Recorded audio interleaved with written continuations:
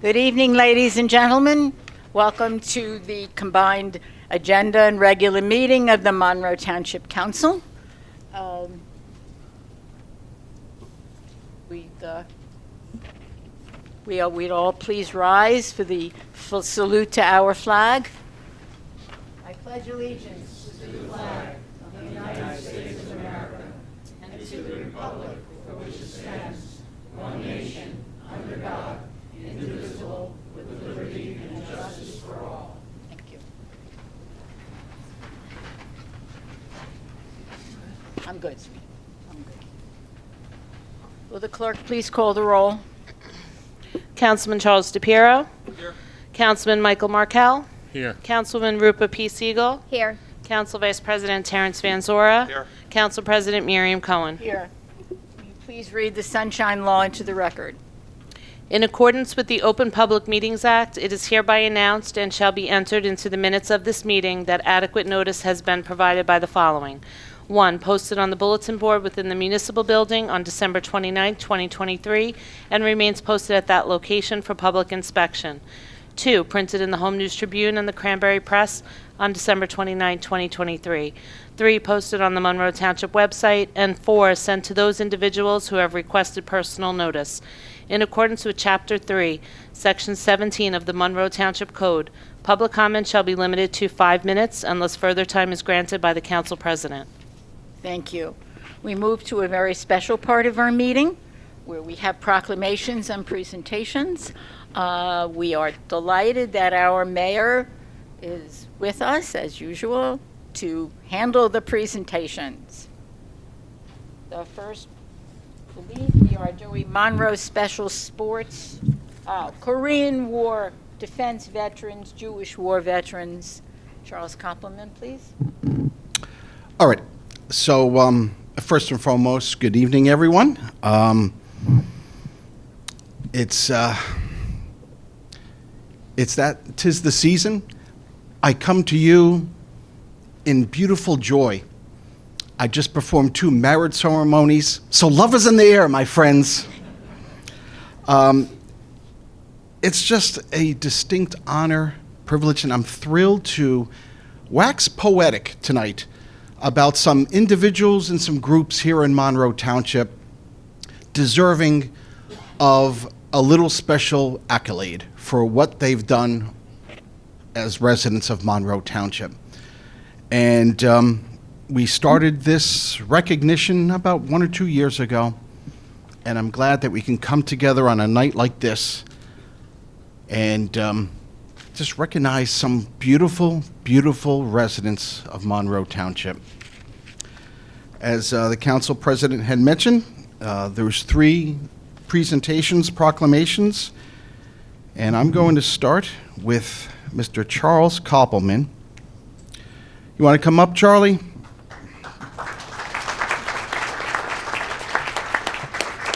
So, first of all, there's just some wonderful things with this man standing next to me.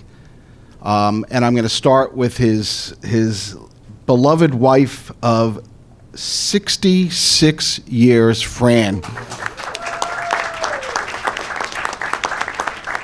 Fran, don't worry, you're going to get a proclamation next year for dealing with Charlie. I'm only kidding. I say that with love. So Charlie has lived in Concordia for 21 years now, happily married to Fran, and Charlie just recently celebrated his 90th birthday. What brings Charlie here tonight is his dedication to his friends, colleagues, and fellow community members, specifically regarding our veterans here in Monroe Township. As you may or may not know, we have veterans groups here in Monroe Township, but over the last couple of years now, we've brought all of these separate groups together to form a strong, unified body of Monroe Township veterans. And what we've seen here in Monroe Township is because of Charlie, right? I mean, Veterans Day events, Memorial Day events, so well attended now. other community members now intrigued about the veterans, the stories, and what they bring. And I've always talked about our veterans as being as citizens with distinction in what they've done. So many events. And Charlie's been in the forefront in regarding that. Korean War defense veteran, past commander, life member, Korean War defense veterans, commander for the state of New Jersey, Jewish War veterans, life member, Concordia veterans. This is the essence of what Charlie does and who he is.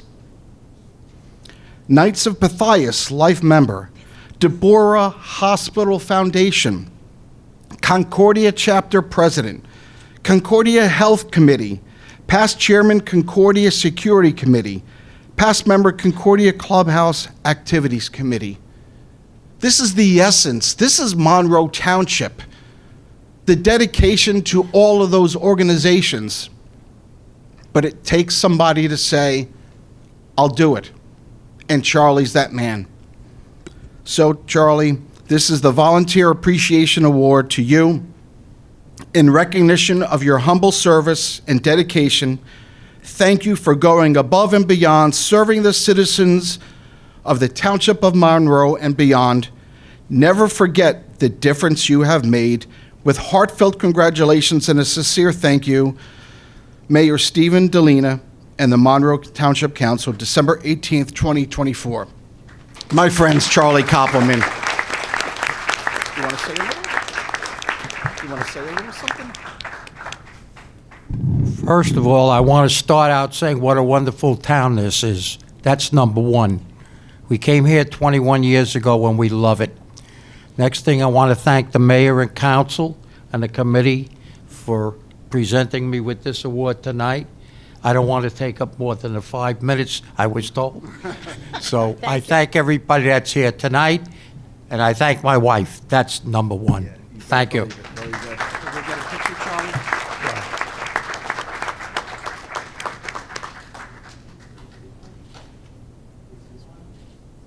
Thank you, my friend. Thank you. Bless you.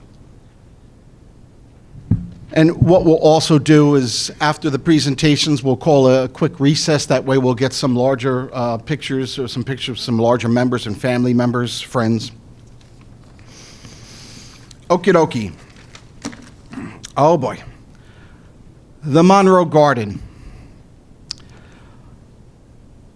10 years ago, in business, they opened their doors. They opened the plots to grow beautiful things here in Monroe Township. And we're talking about growing things not from the soil, but the relationships and the friendships and the goodwill. And that's what brings this group here tonight.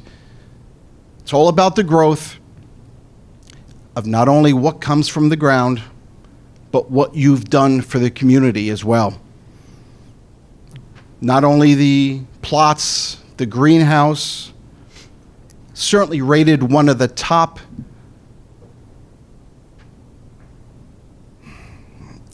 and I will say it. I believe it is the top community garden in this state of New Jersey for sure. Some numbers. We now give over 2,500 pounds of fresh vegetables to organizations and food pantries during the growing season. They sell over 2,500 vegetable plants. They have pure honey, which they bottle for private label and sell. The strong relationships that they've made, again, that emphasis about growing the relationships socially, but also with the community, our Cub Scouts as well, integral part, bringing all of Monroe together. What you may not know as well is them giving back to the town, time and time again. The community garden has for the last 4 years been in a financial position to donate its earnings back to our police department, fire department, EMS department, and the community library. Giving back to the community. If you have not been there, my friends, please, you feel that community spirit when you go to our community garden. But it takes the people to do it. And for tonight, I would love to call upon our Monroe Township Community Garden to receive their award. Please come on up.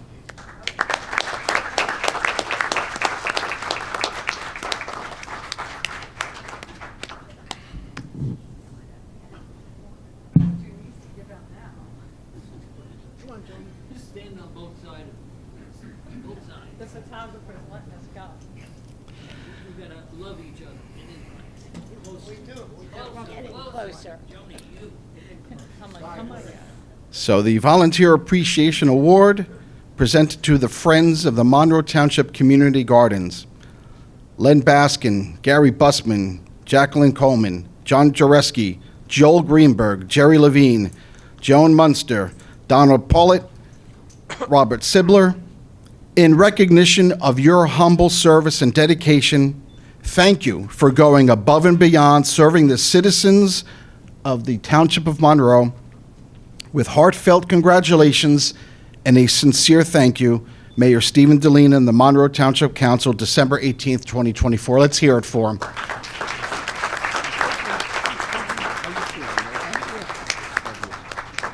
Want to do a quick picture? Yes. Quick picture. Hold the black on blue.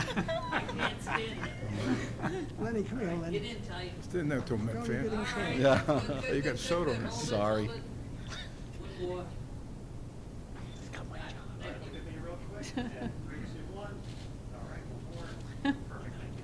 Who's the keeper of the award? Joel, of There you course. go, my Joel's a friend. man. All good, all good. Thank you, sir. All good, baby, love you. Thank you, Mayor.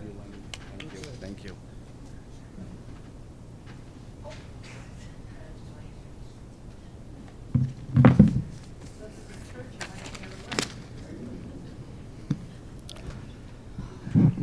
All righty, my friend. Sue Reiser, why don't you come on up?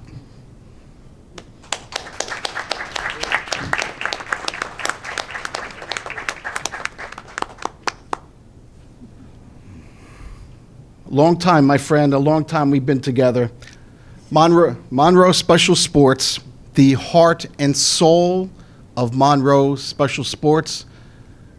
I won't say the face of Monroe Special Sports because I know it is the people, the young people who participate for sure. It started out with buddy ball, there's track stars, basketball pals, soccer stars, kings and queens of bowling, hosting Hope Fun Warriors Yoga, art on the go, special social outings throughout the year, Build-A-Bear, movies, pumpkin hunt, winter bowl day. I have 19 years doing this, so it's gone like that.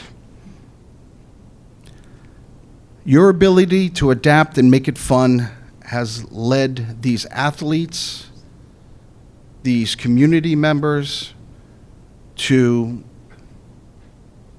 greater things, so greater things in life. What you've instilled, and again, the recognition of your beautiful family as well, by your side all the time, at home, on the field, on the court. It's all about the kids, right? That's the saying. And what Sue has been able to accomplish with our neurodiverse, our special needs community members has just been amazing. I was lucky when I was president of baseball. This is when buddy ball started, to be out there. And Sue, what happens on the field goes from person to person to generation. Personally speaking, my sons were assisting with buddy ball. And one day, they each were assigned a partner, and on the drive home, my oldest son cried because one of the boys didn't want to really participate. He wanted to go play on the playground, and he did. And my son had a Pokemon card, and he gave it to him. And all of a sudden, with that Pokemon card, the boy started talking to him. First time they talked the whole season. And it made my son cry, and obviously I'm a softie. It made me cry. I'm crying on the way home. What you have done, all the volunteers, has just been amazing, Sue. But now, not only the young people of Monroe, but adults with special needs as well, getting involved in programs. Again, what you've seen now, what you've seen here with Sue, my friends, this is Monroe Township. This is why we love Monroe Township. So, Sue, a volunteer award for appreciation to Susan Reiser in recognition of your humble service and dedication. Thank you for going above and beyond, well deserved, and serving the citizens of the Township of Monroe and beyond. Never forget the difference you have made. I won't. This is with heartfelt congratulations and a sincere thank you, Mayor Stephen Delina, the Township Council, December 18th, 2024. Congratulations, Sue.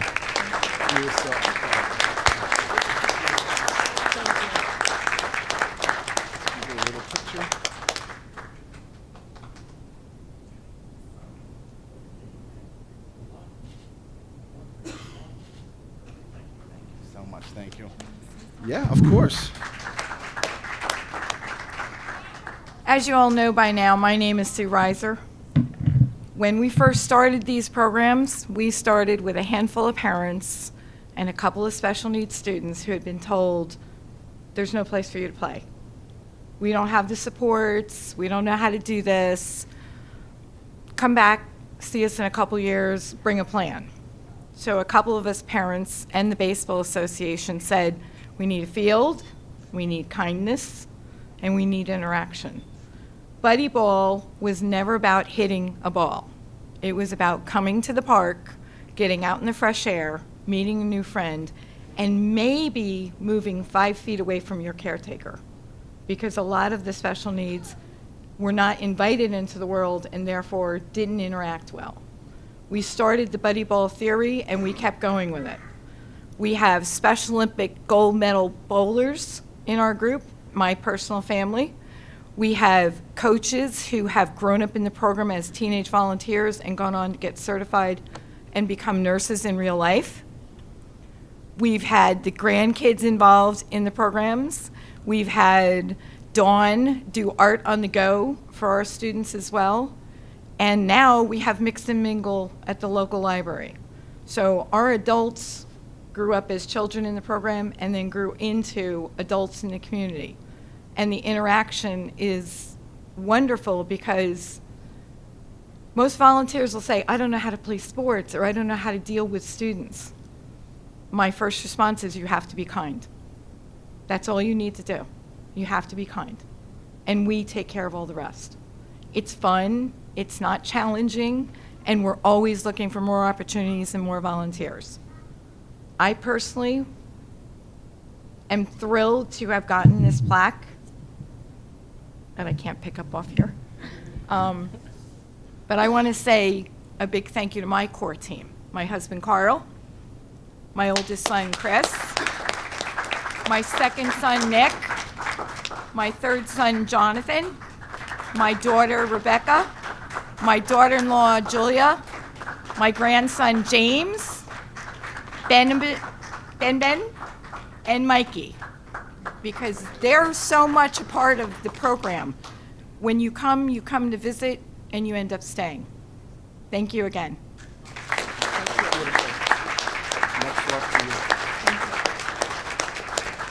I'm sorry, and my remiss about the photos. Would somebody from the garden please like to come up with a couple words? Joel, please. Couple words. Joel, that doesn't usually go together, but that's okay. I'll keep it short. All in all, we have been very privileged, and I really want to thank the people behind me. These are the people that have made the garden what it is today. We might do the work, but you know what? Not one of them has ever said no to anything we ever asked for. That's important. and the township has really, really blossomed. And I give the mayor, I give the town council, I give the Department of Public Works, I give them all thank you from all of us. Thank you, Mayor. Madam Council President, the gavel is back to you. Thank you so much. As all of you noted on your agenda, a proclamation to Parker House on its 10th anniversary in the Township of Monroe was delivered to Parker House earlier in the week, and we are pleased to have them as part of our Monroe community. At this time, we would like to have a 5-minute recess so the families can all take pictures, folks, and we'll gavel back in 5 minutes. So please, all of you are welcome to stay and join us for the rest of our meeting. Leaving is not a requirement. Move to item 6 on our agenda, which will the clerk please read the ordinance for second reading, 012-2024-026. Ordinance authorizing the acceptance of conservation easement from Brasusa Construction, Inc. on Block 37, Lot 12. Item 7. Resolutions for consideration under the consent agenda, R12, 2024-295 through R12, 2024-337. Any members, all members of the council, please review. Any that you need removed to be voted on separately, please tell us now. God, we got a lot.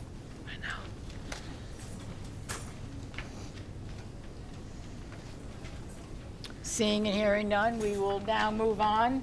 We will move to the public comment section. A reminder that comments are limited to 5 minutes per speaker, and they are limited to the agenda items only. May I have a motion to open the public comments? Motion. Thank you. May I have a second? Second. Thank you. All in favor? Aye. Any opposed? Anyone wishing to address the council, please come forward, stating your name and address for our record.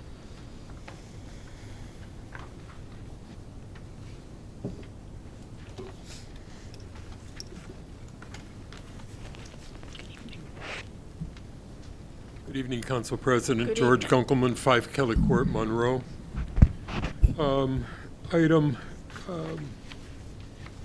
in the consent resolution 311 and 314. There are 2 engineering contracts. One is for the township and the other is for the utility department. Utility department is and has been for a long time part of the township. Why are we having separate contracts? Is it a specialty that's required or that the other firm doesn't have in place, or what's the motive for that? If I can, Council Mr. President. Weinberg, would you please comment? Yeah, it's a specialty contract for water and sewer that's different from the township side. Okay. And then in item 314 and 316, there's also separate engineering contracting for water and sewer. Why?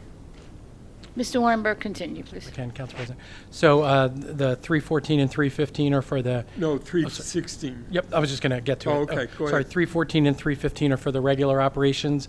And 316, if there's a capital project, the director can also solicit quotes for that project from any of the firms listed in 316 as well, for a Okay. specific capital project. Since you brought it up, why are 314 and 315 identical?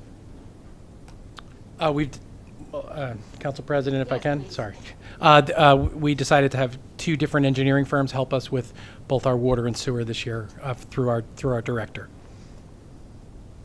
The amount last, H2M and H3M? sorry, R3M? R3M and H2M. Sounds familiar, but they're 2 different things. Two R3M, H2M. 2 different companies. different companies. Oh, okay. A different door in the same office, looks like, you know. but- Well, then, Yeah, well, hey, it's all good. Item 322, I guess I don't understand well what a public agency compliance officer's role is, because it would appear to be, to an outsider that doesn't know, a conflict of interest. Can someone explain to me what it Please, is, do what you that want- do role you is, wish to and know why it's not a conflict of interest? If I can, sure. So every by statute, every town has to have a public agency compliance officer. It's required through the Department of Treasury. They can come out every year. They haven't come out. They just came out this past month. Before that, it was about 5 years. They ensure that we are meeting the EEOC requirements and the requirements in the law in terms of affirmative action and discrimination as part of our contracts that are in the statute. So when we go out to bidding, there are certain forms and requirements that need to be put in there per state guidelines. And we have to make sure that we're following those guidelines as part of the statute. And that's different from what we normally do? No, that's part of the part of the local public contracts law. It's a requirement for all companies that do business with public entities. Correct. All of us. So my law firm, for instance, has to have a plan which is approved by the state. And when we do public bidding for lawyers, for instance, there is actually a provision in all of our contracts that require all of our vendors to have all of these certain forms in place. The compliance officer is the one who's technically responsible to the state, sits with them on whenever the state comes in, once every 5 years probably, and goes through it all with them. Okay. Items 334, 335, 336, and 337. What are they, and what are the amounts we're talking about here? Your turn again. Sure, if I can.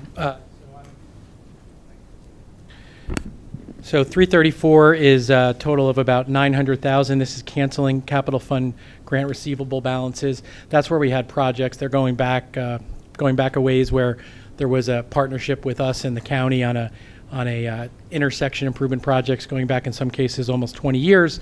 The projects have closed out. We ended up not spending the amount of money that was necessary, so we're just sort of cleaning up the books for that and offset on money that we didn't spend.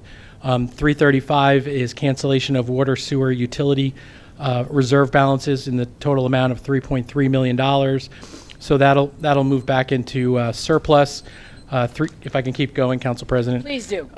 Resolution 336 is cancellation of water, sewer, capital improvement fund authorization balances. That's bonds that have been issued but have not yet been spent. And again, those are older bond ordinances that once again we're sort of cleaning up. And then lastly, and that's on the utility side. And then lastly, 337 again is cleaning up some old bond ordinances that haven't been spent on the capital fund improvement side, and I call it the township side, the non-utility side, and that's for a total of $9.7 million on some ordinances going back as well.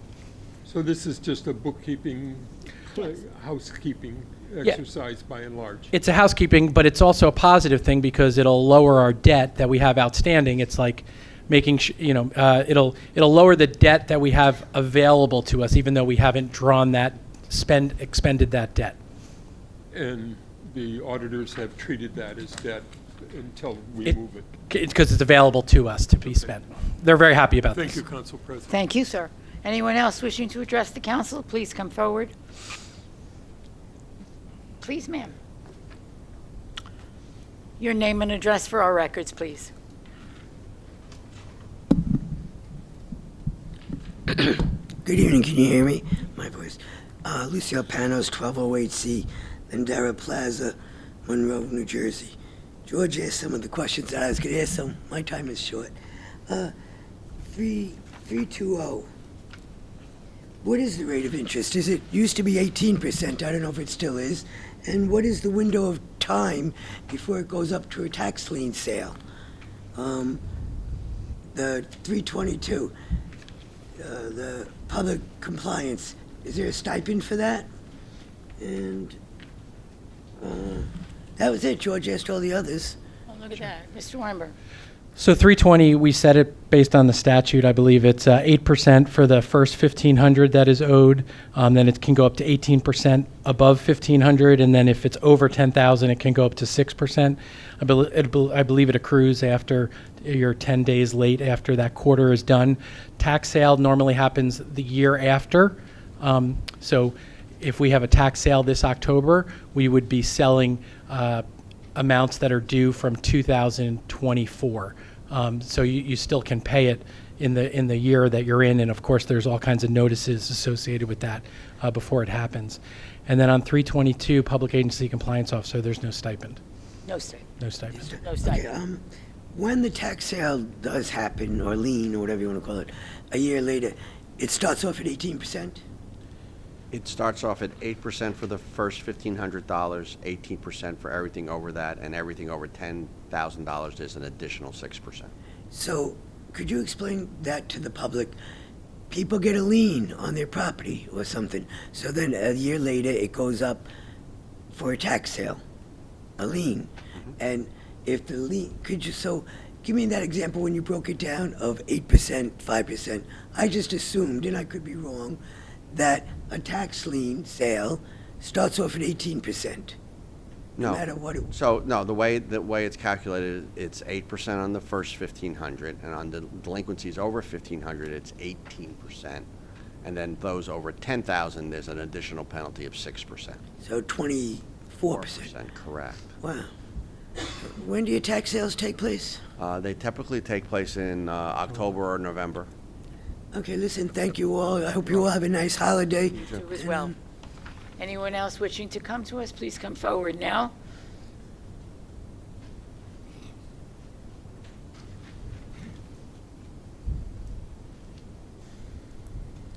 Good evening, Council President. Good evening. Thank you. My name is Anjan Karnati. Anjan Karnati, 11 Preservation Drive, Monroe. Yes, sir. And I'm talking about the resolution 334, 335, 336, 337. Just now I heard about that 9 point some millions. You put it back to surplus, or how does it work? Sir, could you repeat the question, please? The question is, this is the capital fund grant receivable balances. And next one is reserve balances. The next one is also same thing. Another one is Okay, now I'm sorry. improvement authorization. Thank you. So, Right. So, if I can, Please, Council Mr. President. Warren. So on 334, when you cancel that, that actually comes out of your capital balance. So it's the opposite of going into surplus. It would theoretically come out of surplus because it's sort of a negative effect. 335 would, as I mentioned earlier, would go into surplus. And 336 and 37 are neutral because they're bond authorizations that haven't been spent yet. So they're kind of neutral. You haven't spent the money yet. It just lowers the amount of debt that you have out there in terms of available to yourself. so how much do we have as of today, debt and surplus? So on the township side, so if I can, Council Please President? continue. If I can, on the township side, our surplus, I believe, is about $15.1 million. And on the utility side, I want to say it's about maybe $2.7 million. And our outstanding debt, I don't have the exact number right now, but it would be about, I would say it'd be about $58 million in outstanding debt. So this would bring some of that down, although we are at times writing new notes as we do new projects as well. Thank you, So, sir. You're welcome. And may I ask you about, additional question, because, Have a little time left. Yes, sir, please. yeah, because I want to request the Park and Recreation South Monroe, because we don't have anything, because it is not related to resolution. It's not really. It's not an That's agenda at the end item of for the this meeting. meeting. End of Okay. the meeting. But Don't you go don't- away. Come back at the end of the meeting and ask your Because- question. Okay, thank you. You're most welcome. Anyone else wishing to address us on this agenda items, please come forward now. Thank you.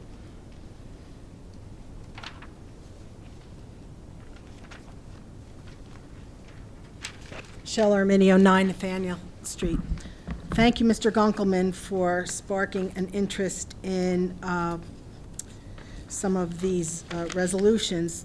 In terms of the Resolution 322, again, the resolution appointing Public Agency Compliance Officer, I don't think the question of conflict of interest was answered, but before you do, my thought is, and I believe I heard Mr. Weinberg say it was a stipend attached to that? No, sir. No, no No stipend. stipend, so there's nothing additional. Right. But isn't that like a self-regulatory No, ma'am. position? No? No. What, then, No, can you the- explain the it's- difference? Sure. So the state of New Jersey is the one that actually regulates the compliance. So they do that. The compliance officer is only that person designated to deal with the state on this issue. That's all. So it is. when the state comes in to review things, They have to meet you're with the Mr. point Weinberg. man? Correct. And Christine may want to help me out with this as well, because she sits in with the meeting with me. The Treasury Department comes in to do a full inspection, and we got a letter passing all the different items. They ask for certain documents. They don't tell you what they're going to ask for. They do an immediate inspection, and myself and Christine and Tanya have to provide those documents immediately to them. And they review them to make sure that everything that's in the statute we're following in terms of EEOC and the variety of oversight. I don't know, Yeah, Christine, if so you want to. it's like designating a custodian. So you designate, most places designate the business administrator because he's the one who is responsible for keeping all of the documents. Right. But the people actually responsible for enforcing compliance are the state of New Jersey, not us. Okay. EEOC is, Equal Employment Opportunity Commission. We use that euphemistically, but it Okay. really is, that's a federal agency, but it really is a state, this is a does state part of this it. designation have anything to do with compliance on disclosure forms for? No, that's the, Who regulates that in well, we don't have an our town? ethics board, correct? We don't have an ethics, but we are required It's to the clerk. fill in, so the clerk fills it. That would be the clerk. Do we have any outstanding officials that have not filled out their disclosure forms? And they should be posted on the state website, correct? Council President. So it's not due until April 30th. For 2024, we had full compliance. How about?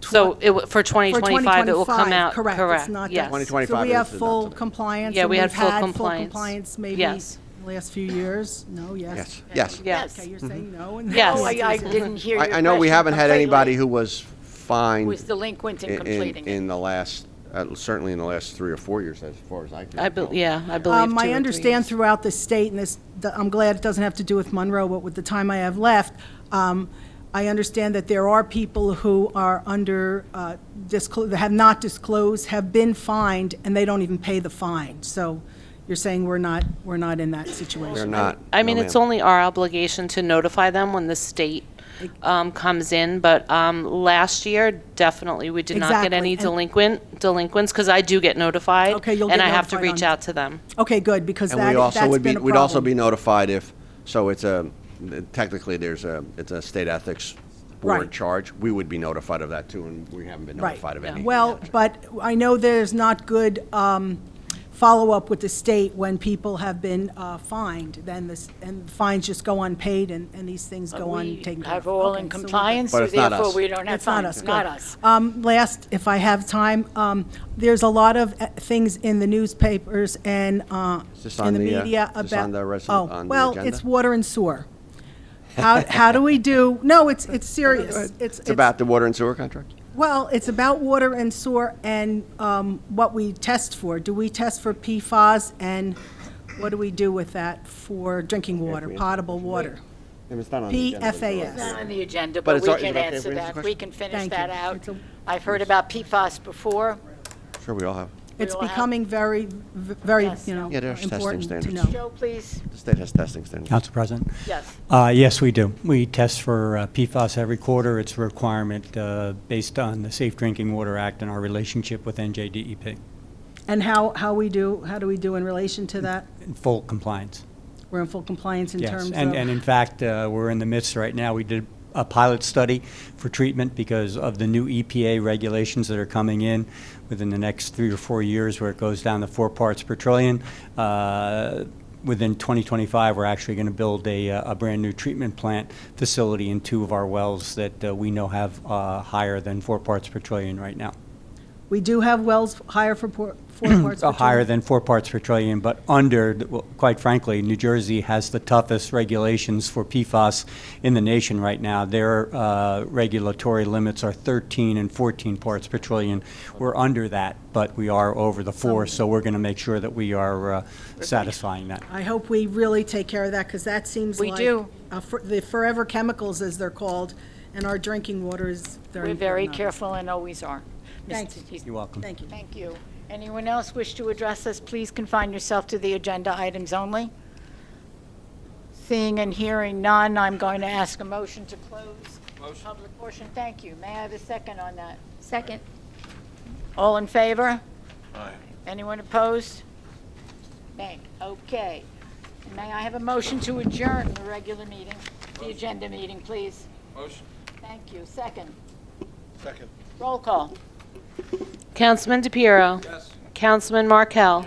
Councilwoman Siegel. Yes. Council Vice President Van Zora. Yes. Council President Cohen. Thank you. Agenda meeting is adjourned. At which time was that? It is 7:16. Thank you. We're going to call the regular meeting to order. May I have a motion, please? Motion. Thank you. Second. Second. Roll call. Councilman DePiero. Yes. Councilman Markel. Yes. Councilwoman Siegel. Yes. Council Vice President Van Zora. Yes. Council President Cohen. Yes. May I have a motion to approve the payment of claims per the run date of December 12th? So moved. Thank you. A second on that. Second, somebody. Second. Thank you. Roll call, please. Councilman DePiero. Yes. Councilman Markel. Yes. Councilwoman Siegel. Yes. Council Vice President Van Zora. Yes. Council President Cohen. Yes. Motion carries. Thank you so much. May I have a motion to approve the minutes of the following meeting as written and presented, December 2nd, 2024, please? Motion. Thank you. Second. Second. Roll call.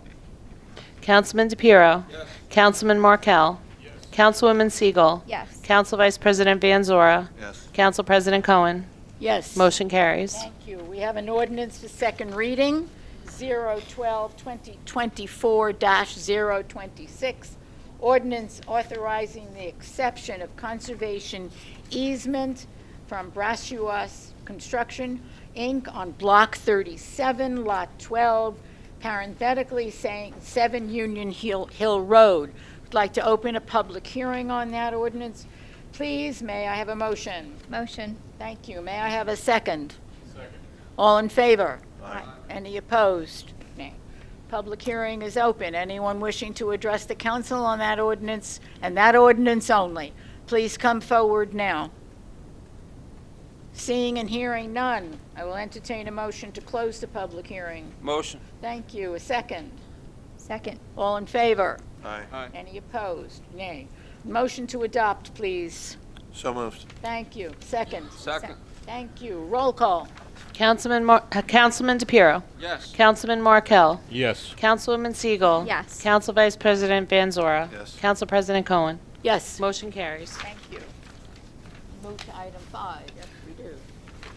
We are at the resolutions for consideration under the consent agenda. R12, 2024-295 through R12, 2024-337. May I have a motion, please? So moved. Thank you. May I have a second on that motion? Second. Thank you. Call the roll. Councilman DePiero. No. Councilman Markel. Yes. Councilwoman Siegel. Yes. Council Vice President Van Zora. Yes. Council President Cohen. Yes. thank Motion you. carries. Thank you. We'd like to move to our reports. Our first reporting individual is our administrator. Please, Mr. Weinberg. Thank you very much, Council President. Pleasure. Appreciate the opportunity to speak. I do want to start off, and hopefully I won't be too long-winded, but I know that the mayor and council last night and today did receive probably about 8 or 9 emails from residents from the Stratford community and a couple other residents from across the township who were writing about 2 burglaries that had happened this this month within the Stratford community, one attempted burglary that they noted as well. And I think it would be helpful for me to share the response that I wrote this afternoon. I'll also have copies of this for anyone who would like a copy as well. I think it'll benefit in case folks are sort of here on that issue. So if you'll indulge me for what probably will take 3 minutes, I just would like to read the response because I think it would be helpful. So I appreciate that time. So I did send this letter to the 9 folks who had reached out to the mayor and council. So I'll just read it into the record so that, as we continue to discuss this throughout this evening. So thank you for your email. I appreciate the time to write to us. Any crime in the township is upsetting, especially to the victim. It is unnerving. It is an unnerving experience for those involved and their neighbors. Please know that the mayor and council and the police department are always working together to keep us as one of the safest communities in our state.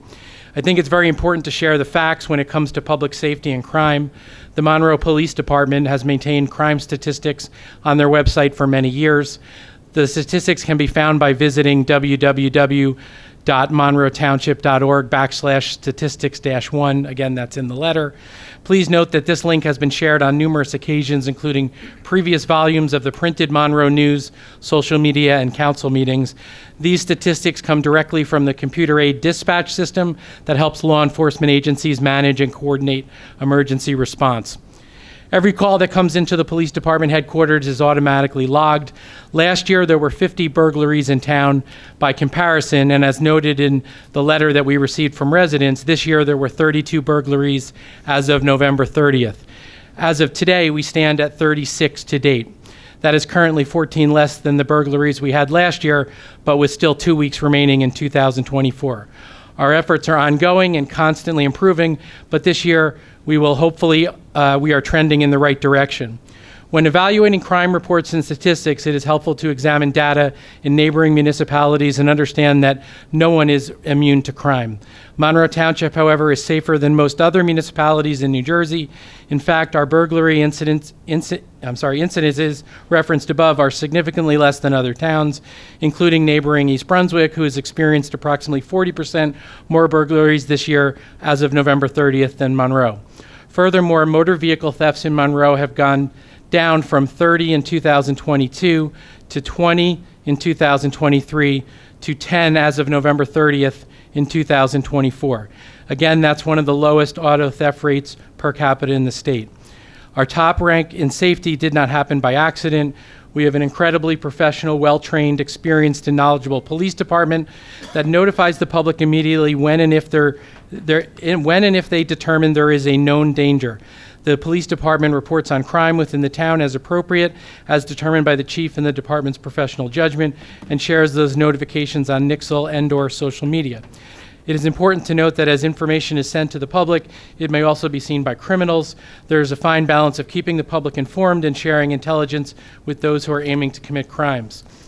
As you mentioned when they wrote to us, there were 2 burglaries this month in Stratford, and the police chief has increased patrols in that area while also maintaining patrols for all of the township.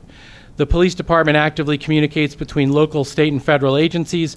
Much of our success in keeping our incidents down is because of the active communication between local, county, state, and federal law enforcement agencies, including the FBI, to address all crimes.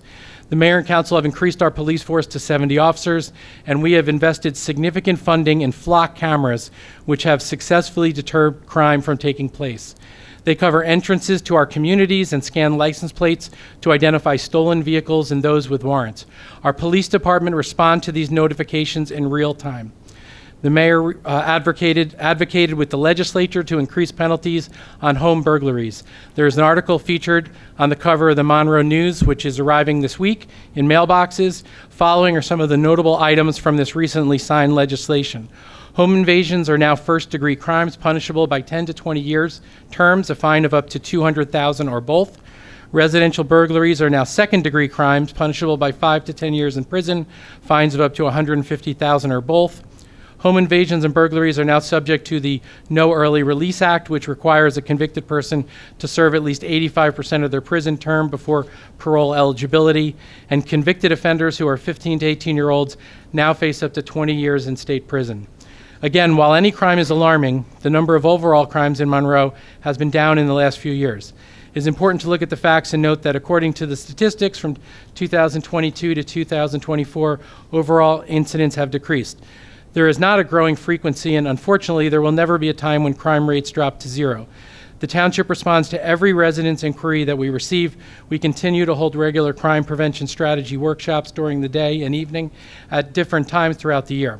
In closing, I want to stress to the public that I want to stress that the public should continue their due diligence in reporting suspicious activity. It is equally important that we work together to help spread factual and accurate information in the interest of public safety. The entire administration has always been and willing continue to be committed to serving you in the safest and most effective way possible. We understand your concerns and encourage you to share this information with your family, friends, and neighbors. I signed it myself, Alan Weinberg. So I thought it would be helpful to share that. Obviously, myself and members of the mayor and council, they can speak for themselves, take these issues seriously.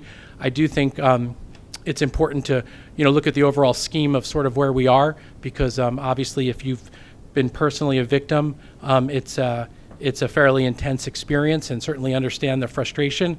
But I think it's important to look at the data and for you to know some of the things that we're doing to try and grow the police force, use technology to really respond in real time as cars try and enter Monroe, and some of the things that we've done to try and drive crime down.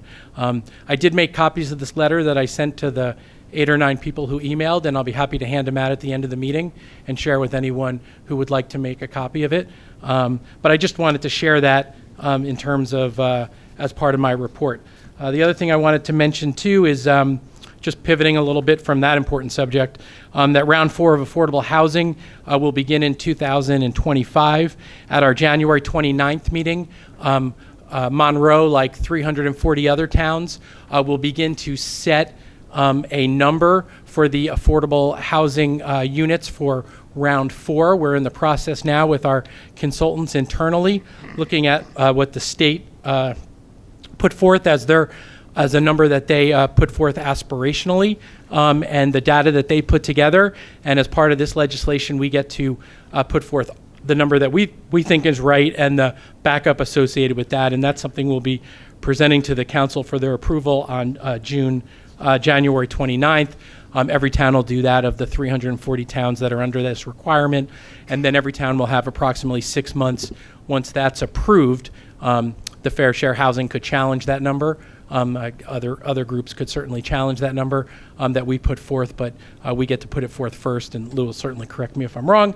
And then 6 months later, we'll develop the plan to implement that number if it's approved or goes unchallenged. So just want to put that out there as well. And then I mentioned that the Monroe News is coming out. So appreciate your time, Council President. Thank you. I appreciate your report, and thank you for reading that letter into the record, because that way we certainly have people here in the audience and perhaps on YouTube, and that information gets more generally shared so that all of our residents become aware of what we do to keep all of us safe. Going to ask our engineer, who looks like he's quite Mr. Rasimowitz, please. Thank you, Council President. Thank you, Council President. Just one project to report on, the Inwood Estates Road Improvement Project. The construction has stopped for the winter and will be resuming in the springtime. That's the only project to report on, and happy holidays. Quiet night. We'll move to our council reports. Going to begin with our Ward 1 councilman, please. Good evening, everyone. I've read the emails from the concerned citizens with the burglaries and the break-ins, and I think I can speak for the entire council that anything that we as council people can do to alleviate this problem with crime in Monroe, it's number one on our agenda for sure. Hearing that we're one of the safest towns, or if not the safest town in New Jersey, it doesn't give much solace to the people that have been broken into. I understand that, but every day the police station, police department rather, and our administration look into what more we can do to make this town even safer than it is. With that, I'd also like to just say happy holidays to everybody. I want to make this short. I wasn't going to say anything, but listening to the awards we have here tonight, it always amazes me how really great this town is and all the things that we do here. I'm relatively new in Monroe. I'm only here for 6 years, so every time an award's given out to someone that's been working for 21 years, it's really amazing. It's really fantastic. I just want to say that on December 26th at the Senior Center at 5 o'clock, there's a menorah lighting. I hope everybody shows up, not just our Jewish population, but it's a community presentation for everybody to get together. Once again, happy holidays, and I hope that it's a safe and happy time for everybody. Thank you. Thank you. Ward 2 Councilwoman, please. Good evening. Thank you, Council President. Just a couple, I have a very brief update. I know we had a council meeting earlier this month, but as I think about the year, and I know I've been attending a lot of year-end meetings at work and reflect on all the work and things that we've accomplished this year. So thinking a little bit about the township too and what we've accomplished. Number one, we have amazing people that work in this town day in and day out to make sure our community is taken well care of and improving the quality of life for our residents. So a couple things that came to mind as we've done so much around open space preservation this year through grants and acquiring a lot of land, technology enhancements in our police department, as Mr. Weinberg mentioned, about license readers and flock cameras and all the other equipment to enhance that department. And through the collaboration with our county and state, we've received lots of grants and funding to improve our roads. So a lot of roads have been paved and traffic lights have been added. Enhancing our facilities, which is always priority throughout the town, our rec center, our senior center, or even our DPW site with the recycling yard. And all the work that our boards and commissions do throughout the year, bringing all kinds of programming, education, and services to the entire community. So thank everyone for all that they do throughout the year. And with that, I wish everyone a happy holiday season and a prosperous new year. Thank you. Thank you. Ward 3 Councilman, please. Thank you very much. I guess I'll start off with all the emails that we did receive in the past couple days from our residents in reference to the crimes and cars and theft and stuff like that. And I noticed that one of the emails, one of the residents attached a report from another town, East Brunswick, and it might be something helpful if I've been asking for our police department to do a police blotter. It might be something helpful to do a report similar, a monthly report. As Alan, you gave us all the details in your letter today. Thank you for that. It was very helpful.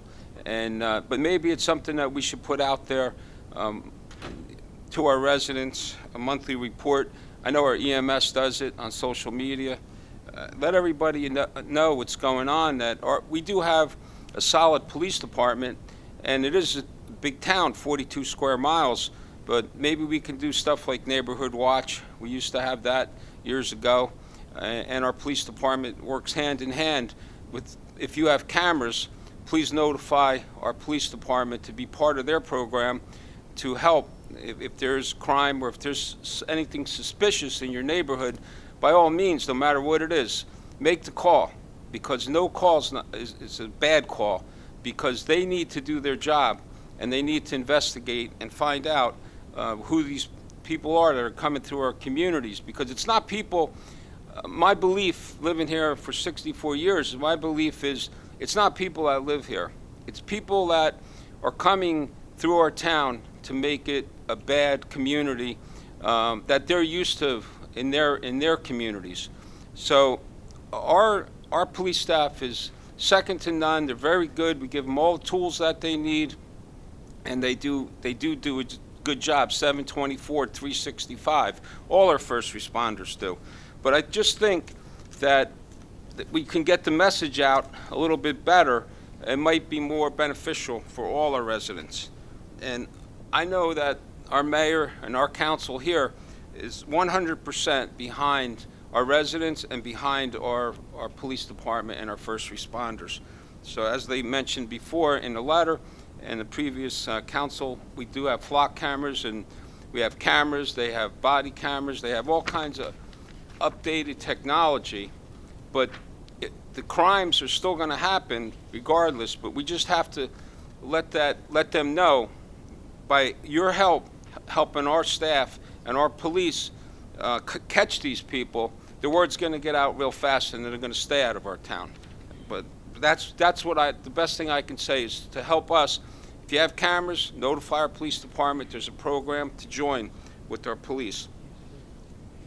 It was really nice to see the 3 volunteers get appreciation from our mayor and council. It's very nice to see volunteers in our community do stuff to help our community become better and better every day. My dad was in the Korean War. I mean, so I can relate to a lot of these volunteers. And my daughter's a special need teacher, and I can just say that for everybody that volunteers, I did mention it a couple times to our mayor and business administrator. There's a volunteer program in other towns, like Manalapan. Maybe there's something that we can do to help our volunteers with a program to continue this. As our mayor said before, going back 3 or 4 years, we started really recognizing the volunteers a lot more. And if something that we can do to help a program to help all our volunteers, I can get that to you again, Alan. If you need it, Manalapan's a town that has a plan and a program. Maybe we could look into that as well. You mentioned affordable housing. We purchased a building. It's called the Meadowview Building. I went through some old emails and that you wrote to me and to the council in reference to hopefully getting 30 senior affordable units by getting funding by Affordable Trust Fund, state and county, affordable housing grants and tax credits, and then an affordable housing nonprofit,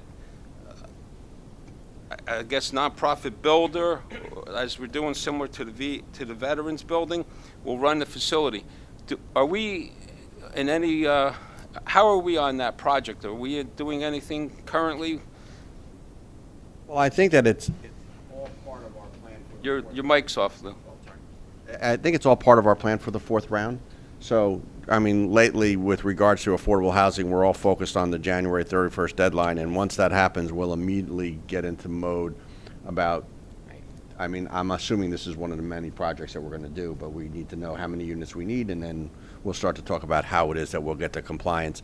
And part of course, part of that evaluation, Councilman, as you probably remember from the 3rd round, is we'll have to understand how much money we have in our Affordable Housing Trust Fund, how much we can anticipate over the next 10 years, and then we can start that process of, figuring out how it is, how many units we can get at that site. Right, because we made a $3 million investment to purchase that property initially, and I just, that's $100,000 a unit if we're looking at 30 units for credit. I just do the quick math, and I just say, let's. I'm not sure if we're working on it or if something that it's something that's going to come forward within the next 6 months. I just wanted to bring that up. I was going through one of Alan's old emails. 405 Spotswood Gravel Hill, the 2 oil tanks. I asked about it last meeting. What's the progress on that? Mark didn't give us an update. Council President, the excuse me, the contractor and the LSRP are in the process of getting their permits from NJDEP for the removal of those tanks. Okay, do we know the cost yet? We did have an estimate. Offhand, I don't have that number, but I could certainly reach out to you. Could you and just give you that number. let all of us, if you can let all of us know it, that would be appreciative to know what the cost would be. I know it's under budget. We're not. It's not a big change order, but I'd just like to know what the cost would be. No one said anything about our addition at the police department. Can we get an update? Where are we with the police department's addition? Mr. Weinberg. Sure. So obviously the expansion there is moving just a little bit slower than we would like. The project is scheduled to be, was supposed to be scheduled to be completed towards the end of January. So probably at the end of our January meeting, we'll have a further update on how much longer it may take to get done, and we'll be getting some advice on, how we should handle that internally from council in terms of any delays that might be needed. If percentage-wise, like what would you say completion of completion? Like what percentage completion are we? Council President, they're about 50 to 55% complete as of last week. However, in the past week, they've done quite a bit of paving, as you've probably seen out there. So there's been a lot of work going on in the last week. So probably closer to 60%. Roof trusses, which is a big part that you'll see, is coming the second week in January. So those roof trusses will be going up and then closing up the building at that time, and then they can work inside. Thank you. Yesterday, Council President, I attended Parker House. It was Parker House at Monroe, 10-year anniversary. And I said this to Council President at the event, and I want to say it publicly. It's a pleasure sitting up here when each and every one of us are I'll say that we have a specialty, and Council President, you did a phenomenal job yesterday, and very proud to be part of this team, because you knew people there, everybody. She was speaking before she did the proclamation. She spoke, and she connected with people, nurses there, and her career. And the building is like it's brand new. For a 10-year-old building, that building, they keep it in incredible shape, and the staff was exceptional. We met doctors there. We met a lot of different people, and a resident that's 100 years young. We met her, and she was singing, and it was just a really great part to participate in, and I'm glad that I was there. And they're looking to expand. I guess they're working with Kevin on getting their fourth wing expansion for their zoning board. They showed me where they want to do that, and they showed me the plan while I was there. The charging stations, we have 2 out of 3 that are installed, and I was just wondering, do we have a tentative date for the 3rd charging station? Yeah, Council President? Yes, It'll be please. in January. 2025. Yeah, 2025. Yeah. Okay. 2025. Just making sure. Cost was the cost was $169,000, and we got a grant of $100,000. Are we charging any fees yet for anything, or? Council President, yes, you voted on an ordinance to charge fee about 4 months ago. Okay, but we are charging now, though. I believe on the 2 that are open, but the one that's not open, we're not charging Right. for. Right. In 2025, in January, we'll get them. So that's good. And another point I wanted to make out. The VA building, 1 Rossmore Drive, Suite 14. There's 80 units for our veterans, preferably all veterans. That's the way we would love to see that building filled. And the phone number is 609-378-1680. And I would ask that we can get that on our website if we don't have it already on there, to help our veterans reach out to veterans in need for a facility. There's 80 units. They're 1, 2, and 3-bedroom units. It's a beautiful building. Most of us walked it, and I'm not sure when the ribbon cutting is, but I encourage everyone to come that gets invited, and it's definitely an asset in our community. And the last thing I'd like to say is happy holidays to our mayor, council, staff, and our residents and families. Stay safe, and happy New Year to all. Thank you. Thank you. Mr. Van Zer. Thank you, Madam President. My pleasure.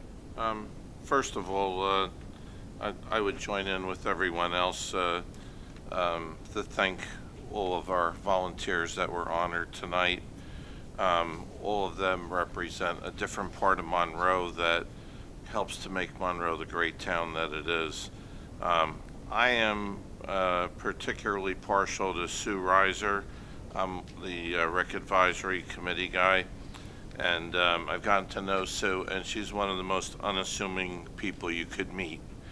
she's the kind of person who would not come up here looking for an award. She just wants to do the job to help all those people. And if you really think about it, this is really what could be one of the most forgotten groups in society. We have people who are special needs. Sometimes when they're children, there's funding for special needs children to help them reach a certain level. But then when they become adults, sometimes they almost get forgotten and lost in the shuffle. So all of these many programs you heard the mayor talk about, whether it be the buddy ball, the bowling, Special Olympics, art, soccer, it goes on and on and on. And these are just programs that they came up with over and over again. A new program here, a new program there, the yoga they got involved, all of these things, and all volunteer. I mean, how much money would it cost to hire somebody to put together a program like this? So the amount of work that she does, along with all the other people who have gotten involved with it and also volunteer their time, it's priceless. So a big pat on the back for all of the people that were here today, but I especially wanted to say something nice about her. Quick thing on the subject of the burglaries. For what it may be worth, I would recommend the homeowners, if they can, if you're concerned about burglary, to perhaps videotape part of your house if you can, keep it somewhere, gather receipts in case you're burglarized. If you want to make a claim against your homeowner's insurance policy, they're going to be looking for proof of loss. So you'd like to have something to present to them if in fact that's the case. Hopefully this is not something that people are going to have to be going through, and I don't want to add to the hysteria of it, because I do think our police do a pretty good job, and hopefully this is just an aberration of what we really have. So, but just that little tidbit, if it could be helpful to people to lessen whatever loss they may have.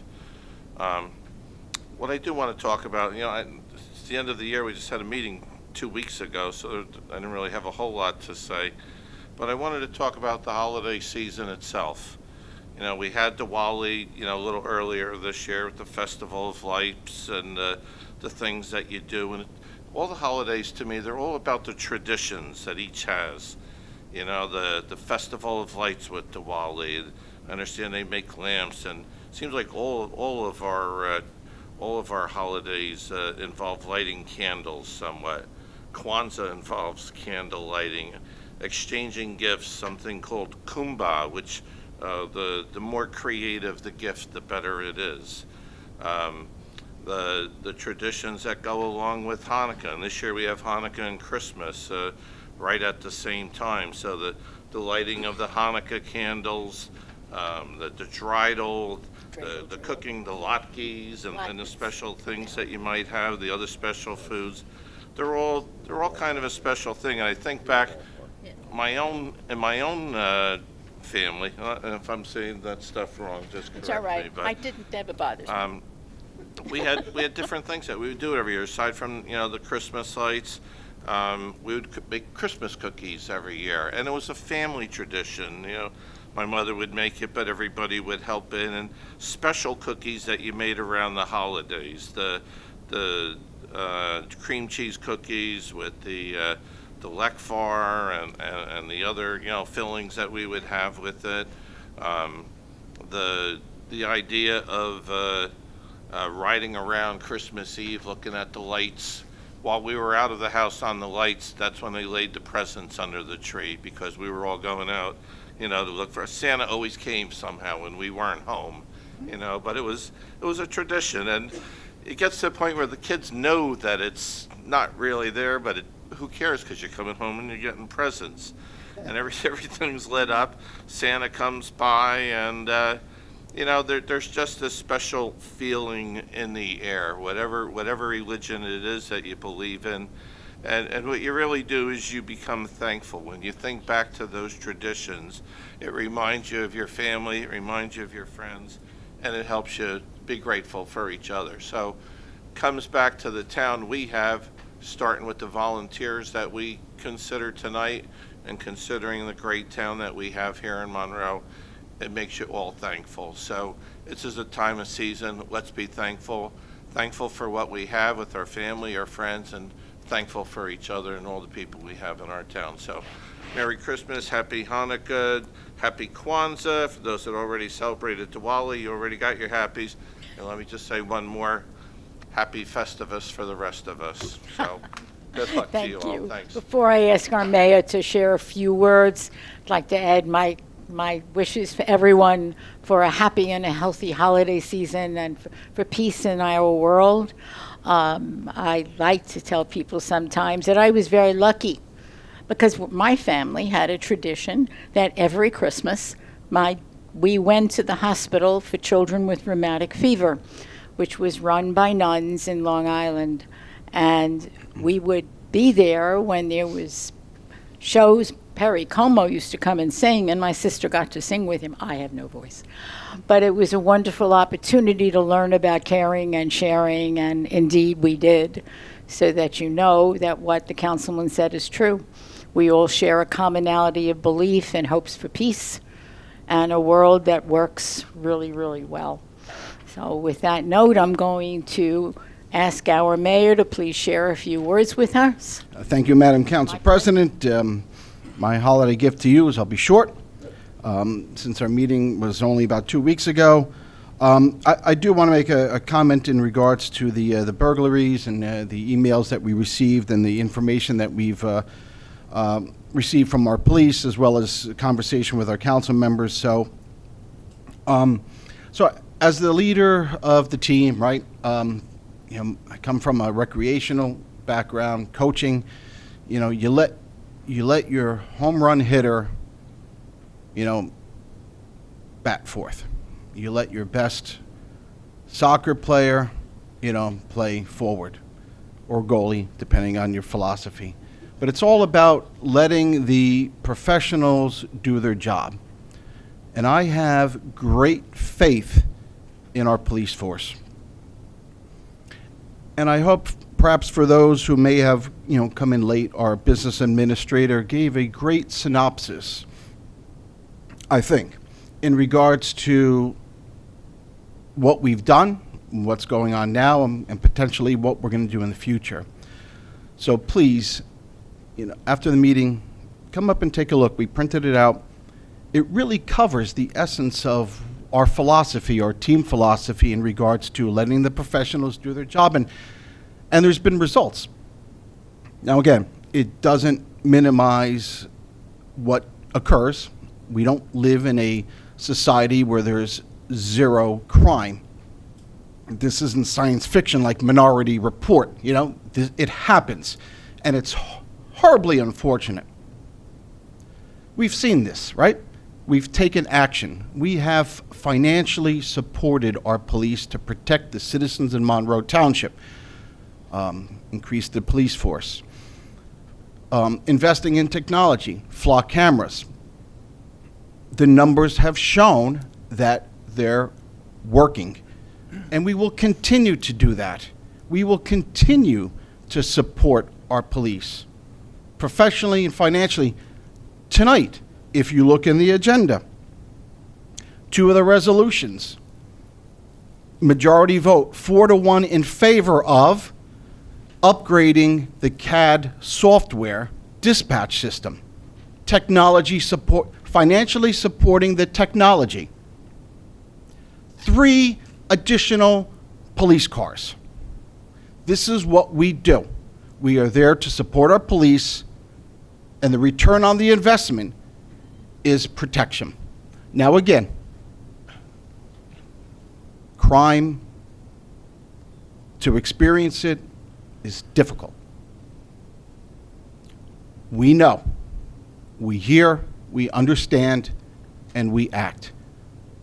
But we let our professionals do their job. Holiday parade, on another topic, went well earlier this month. We have our Township Menorah tree lighting on the 26th, as mentioned by Councilman Markell, at our senior center. Rabbi Z's having the large menorah lighting on that Sunday. For the JCP&L lights out on the street light out situation, we're all working together in that as a collective body, putting pressure on JCP&L, BPU, their governing body. Our police have been out there in regards to taking inventory of the lights out in the streets, so we're certainly working on that. As we segue to the holiday season, something very, very important to me is the mayor's toy drive, the police toy drive, and I just want to thank everyone who contributed, and I will end with a Merry Christmas, Happy Hanukkah, Happy Kwanzaa, and for all of you to have a blessed, prosperous New Year. Thank you.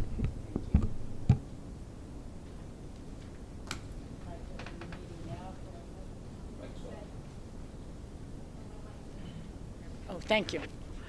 We've moved to the public comment section. Remember that people have 5 minutes to speak. I'm going to ask for a motion to open the public comment section, please. And a second. Thank you. All in favor? Aye. Any opposed? Nay. You'd like to address us, please come forward, stating your name and address for the record. George Kunkelman, 5 Kelly Court. Council President, Yes, sir. I received some information in my email account about some grants that were extended in the county for preschool education, totaling $12.1 million. Carteret got 5.8, Dunellen got 3.46, Highland Park got 375,000, and Piscataway got 2.26 million. Preschool and kindergarten is one of probably the only area of what goes on in our township that is behind neighboring towns. And I don't know whose job it is to find these grants and apply for them, but it appears that we missed an opportunity. It says it's my information, it was part of a $42 million universal preschool facilities expansion grant. I assume that number was probably for the whole state. So how much was allocated to Middlesex, I don't know. So I'm not sure if this is the task of the township or of the school board to be tracking these things and taking advantage of it. But you know, it's significant money that could help us, and we in recent years have struggled with funding our school system,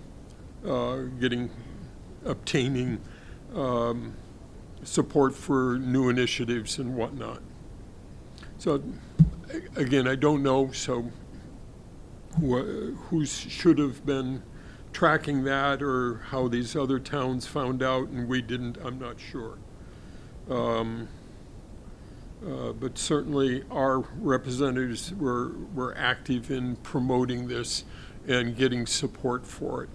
So anyway, the other thing I wanted to mention is about the affordable housing, and you know, the more complete explanation that, you know, the end of January is kind of more of a kickoff than it is a final, but we're going to come up with a number.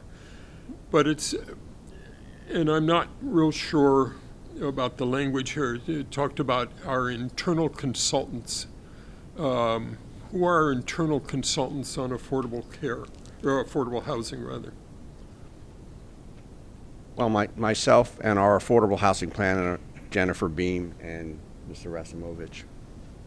And that's more oriented toward the legal compliance issues that are involved, or? Obviously we have a planner, because there's planning considerations here too. So remember the report by the state DCA is probably in and of itself a planning document. So, obviously, we have to work through the legal requirements of the law, but, we're working through the planning elements of it also. I would hope as we go forward in working out how we're going to address this next phase, that we would have a little more community information and maybe community involvement, because the effects on the schools and our taxes are rather dramatic, particularly over time. And I, for one, would certainly like to know what the options are in how we address this as a municipality before we finalize any decisions next year. So that's all I wanted to say about those two topics. Thank you. Thank you. Sir. The question from earlier, please. Yes. We still need your name and address for our records. Thank you, Council President. My name is Anjan Karnati, 11 Preservation Drive. Thank you, Mayor and everybody. And the crime rate actually, said, is 33, 35, right? This year happened? Please answer him. Or the mayor, whatever. Council President, sorry. Yes. So when I was talking about burglaries, and again, I'll hand this out at the end of the meeting, as of November 30th, there were 32. Last year, there were 50. As of today, including up through December 18th, we're at 36. So those are the numbers that I shared. As Mayor said, it is not easy to make it zero. I understand totally. At least, is there any communication to alert, residents, so that something happened? If we get alert, we will be a little bit careful. And is that anything happening like that? So Council President, if I can. So on the link in here where you can see the past, I think, 7 years of crime data, which includes burglaries, you can see how many per month. And some months there's 2, some months there's 3, some months there might be 4, some months there might be 0. You rarely see any sort of major Data is spike. on the website, is Yep, it not? there's rarely The any. data is always on the website. Yes. As of today, 34, you mentioned, right? How many are closed? How many are open still? I'm sorry, I couldn't hear. How many are closed cases? How many are resolved? That would How fall many within still the open? police department. I don't have that information. I can certainly check with the police department on that, in terms of how many are open and are closed. I understand police department is very, very thankful whatever we are doing, here. They are doing their best, and I trust them, I'm very confident they will do it, resolve these cases. Absolutely. Thank you. Thank you. And the second thing is affordable houses. Affordable house planning is going on, right? Is there anything location you identified so far? No. Would you No, comment on the Affordable Housing Board as no, well? we're not at that point yet. So, just a council board is in planning people are involving in identifying the location, or any public also involving? No, well, right now, we're not at that point where we're identifying locations. Where we are now is, there's the two-step process here, actually, it's a many-step, but the first step is for us to work with the state to establish what the number of affordable housing units is that will be required to build in the next 10 years. Right. And then probably, kicking off in February of this year, we'll then start talking about, how it is that we'll have to comply with that process. So the reason I'm asking about, when you consider the planning, when you are doing planning, if you set the locations, if you share to public, that will be helpful, because if it is coming in front of our neighborhood, and that will be a big problem. In center of the Monroe, example, if Sai said we are very crowded, already you are putting a warehouse. I know Mayor, luckily, thankful to Mayor, he denied the application. Hopefully, we don't get that kind of things in future. At least if we don't come, 2,000 people are working here and coming here, and, everybody is saying same thing. We don't want to do that. So I would really appreciate if you consider when you're considering the location, if you publish, and then if you take the public opinion, and that would be better. Understood. Understood. Thank you. By all of us. And third thing is, everybody is requesting about the parks and recreation on south side. So are you considering next year in the budget? Yeah, Sure. please, Council because President, it's already Mark can add in. I think under we're- our master plan, et cetera. Right, we're working on a brand new playground that hopefully will begin soon, and picnic area over by the community garden. Mark is working on some design work for some additional pickleball courts over by the senior center, and we have a couple other projects that we're going to be moving forward that we identified in the master plan as well. The reason is, we are bringing up to your attention, our children are playing on the road, they are biking, they are riding, cars are really all over the place. Especially, this is really, not safe, because Monroe wants to be safe. I know Monroe is the safest city in New Jersey, but we want to be safe. That is not enough. I would really appreciate, and if you consider, constructing or, making a plan, parking and recreation, because we cannot go any park. We cannot go Thompson Park, we cannot go recreation center. Thompson Park is okay, but recreation really, we have not been there. Very few, maybe 2-3 times I went there, but that's good actually. We are expecting our south side also something not like that big money, and small parks at least to walk and to meet the people, to interact with the people, and to take our children to the playgrounds. Yep. Appreciate it. That is my request. Thank you, ma'am. Thank you for your time. Thank you for your comments. Next person who wishes, please, your name and address for our record, sir. Sure. Pradeep Melam, 4 Jake Place, Monroe Yes, sir. Township. So, Honorable Council President, Mayor, and other council members, I would like to start with reiterating the famous Abraham Lincoln quote: "This is the government for the people, by the people, government of the people, by the people, and for the people." So, today I stand here not to discuss about a pothole or a bad road, but to address a far more pressing issue that is griped our community by its roots. Even though the mayor and our business administrator has responded to that, but I will continue that. There is a big uptick in car thefts, home invasions, and burglaries in the recent past. These thieves are terrorizing our neighborhood, and it is imperative that we take personal responsibility to stop these thieves. They become so emboldened that flashing lights or motion sensing lights, sounds, sirens, is not no more deterrent. They are not even like flinching their eye, or they're not even backstep while we are trying to deterrent them. We need a decisive action from MTPD and instill some fear in these thugs. Or else, I hope and pray that these home burglaries don't escalate into any confrontation situations. That's what I pray for this whole holidays. And this is my home and I'm willing to fight for it. While I appreciate all the efforts from our police department, I would like to bump up their game and catch these culprits, or at least instill some fear that they should not try in our city. As this is not only affecting our town, there should be more collaboration between the surrounding towns, county officials, and state police. I hope the police are already working with them. Even if we need help from FBI, we can ask for them. And regarding the communication, I haven't got a single Nixel alert about any burglaries happened in November or December. Not on my phone, not on my wife's phone. And I don't see any apprehension of these thieves or any results that happened about these burglaries. So did somebody catch anybody? No, we don't know. Did they close any cases? We don't know. And while we are at this point, I want to ask, has any burglary happened to any politicians in this town so far, or any in adult community? Do we have the statistics that these burglaries happening in adult community so many and outside so many? Do we have that statistics? And I want to stand Mr. Weinberg's stand that you said you are publishing the stats in this Monroe newspaper. I don't find it here. So I said, not even on the PDF that is sent by the mayor's office. That is also doesn't The website. contain any of those. Hasn't come out. The website has all the data. The website has all the data, but he mentioned in his speech that he published in this newsletter and the monthly mayor's newsletter. It's about to come out. It hasn't come out yet. Let me just answer. Go ahead. Let him Go ahead. answer. I want to read my exact words because I think that's helpful. What I said is that in previous editions of the Monroe News, Yes. we have put the scan code where it takes you right to it, and I can certainly give you copies of that. I don't think it was in this one because we hadn't gotten any. No, we want like a detailed let me report just- because Sir, it is sir, like 6 pages. please don't argue with him. I was just trying to respond to your Just question. let him respond to your question, and then you can continue. Okay.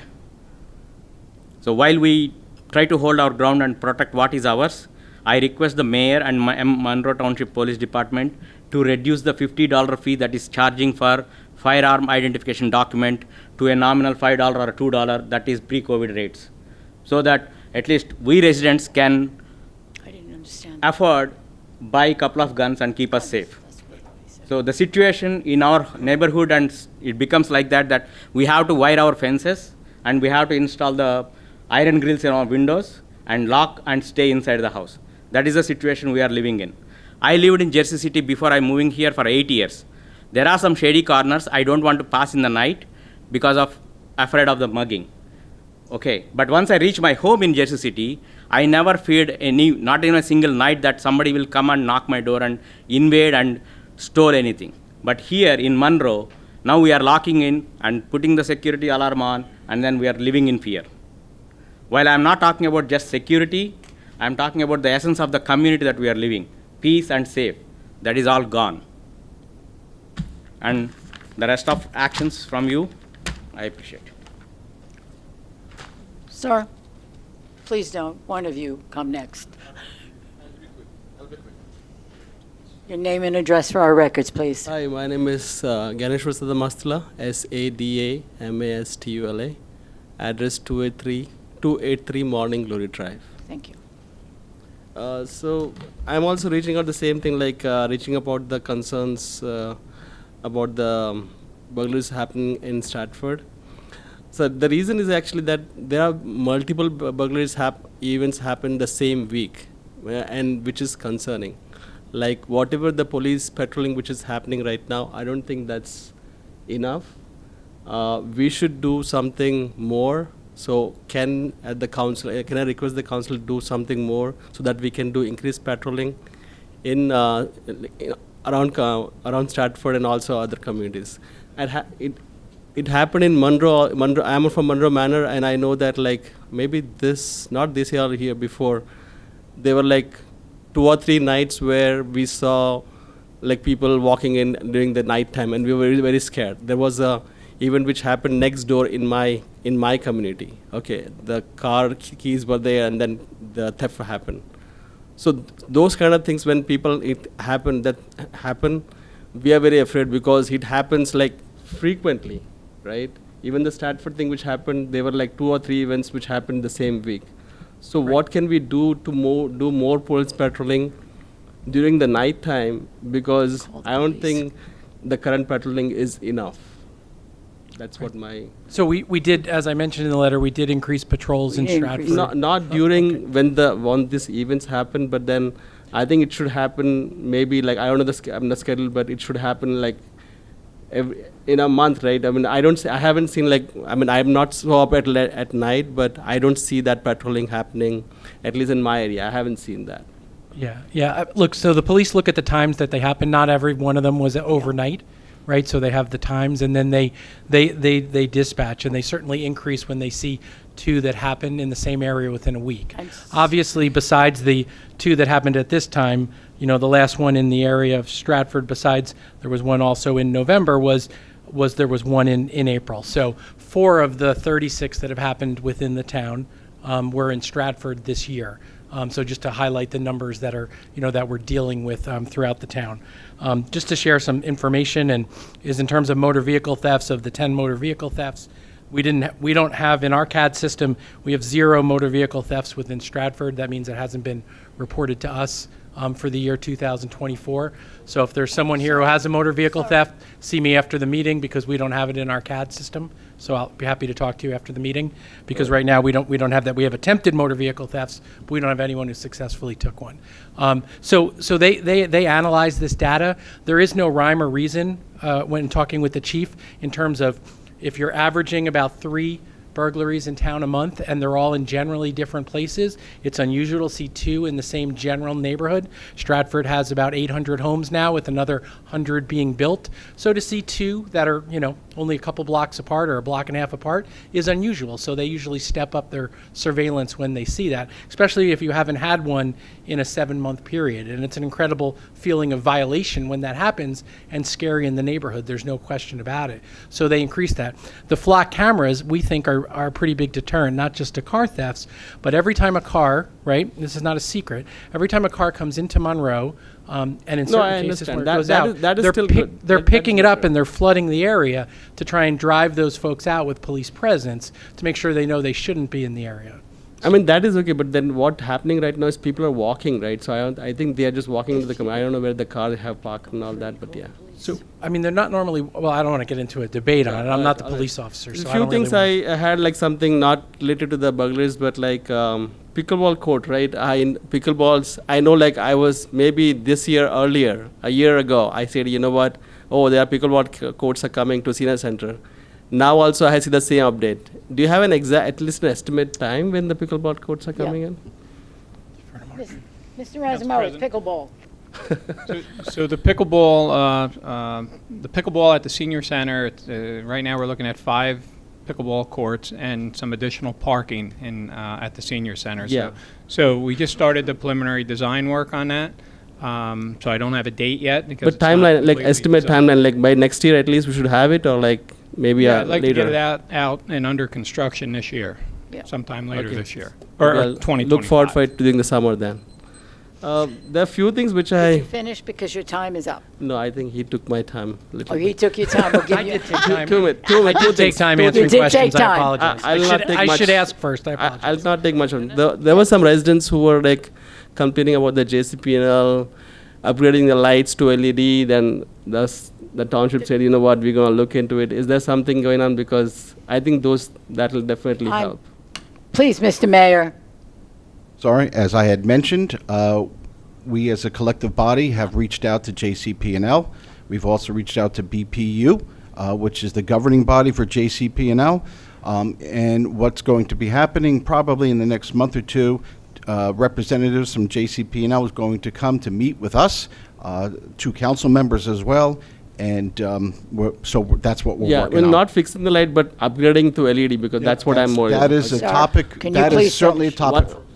One last was in the last council meeting, right? Maybe a month or 2 ago, I had a question from we have from Pennville Road, like on Union Valley Road to Pennville.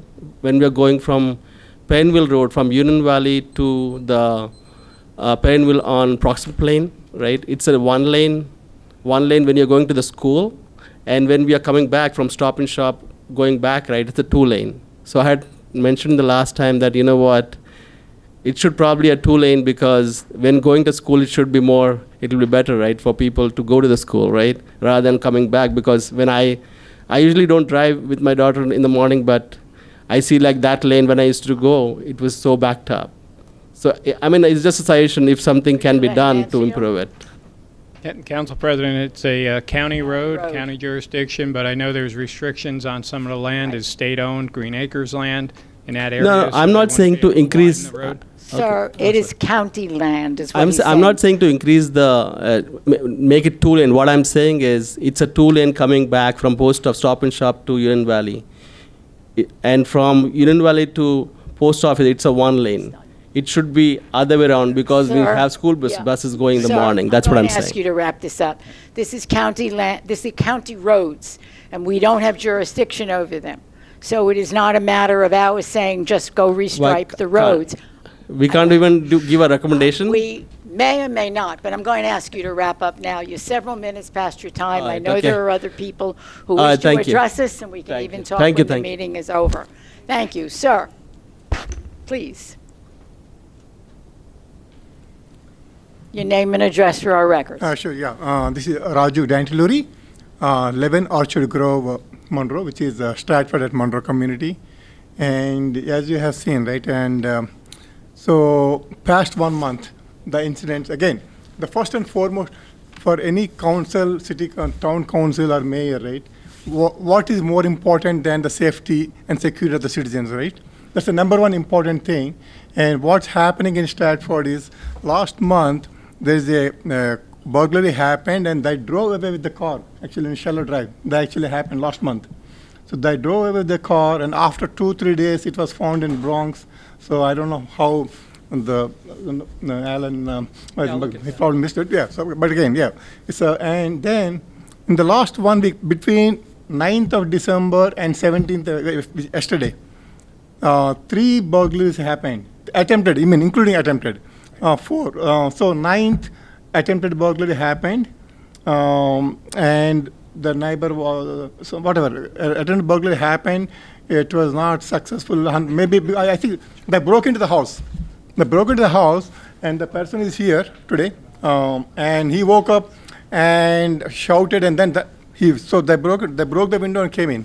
And so he woke up, he shouted, and then ran away.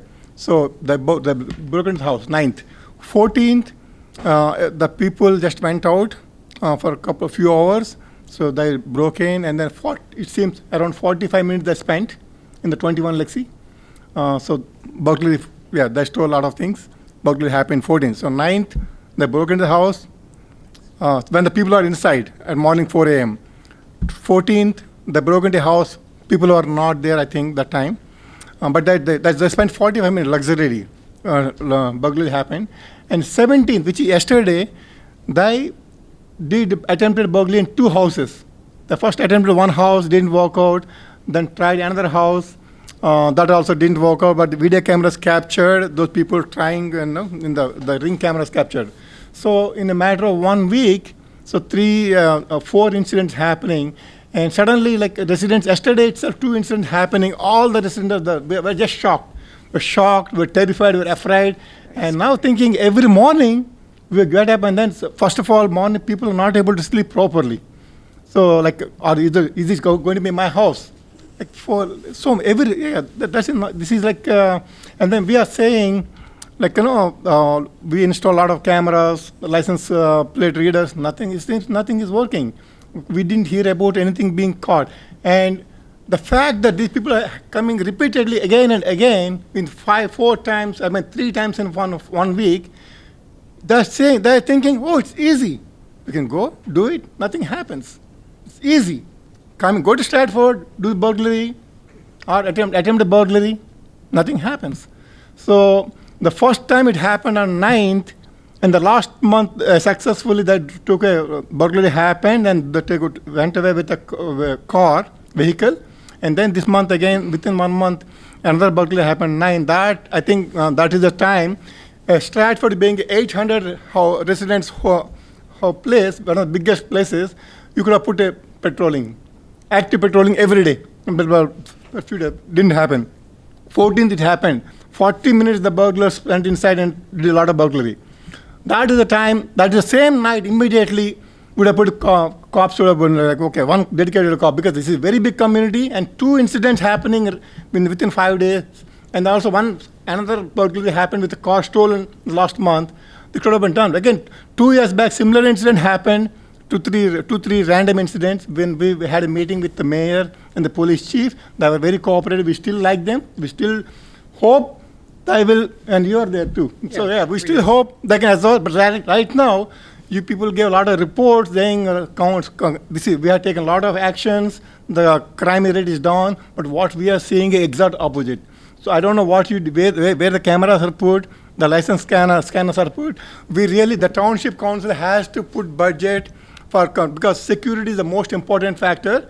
You have to put more license. You have to catch the people. How do you catch it? Put license more. If you have 2, buy another 5 license plate scanners. Catch them. Please catch them. Otherwise, they say it's easy. Today it's Stratford. Tomorrow it's another community. And please, because we're so afraid every night, but people are sleeping, not able to sleep, and every day morning WhatsApp message they're checking whether anything happened. Please, starting today for the next 3-4 months, have one dedicated patrolman for the Stratford. Please.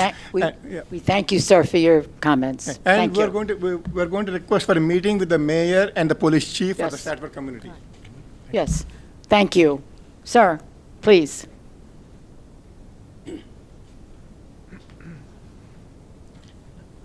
Hello, my name is Abdul Muqtadir, 9 Robert Court, Monroe Township.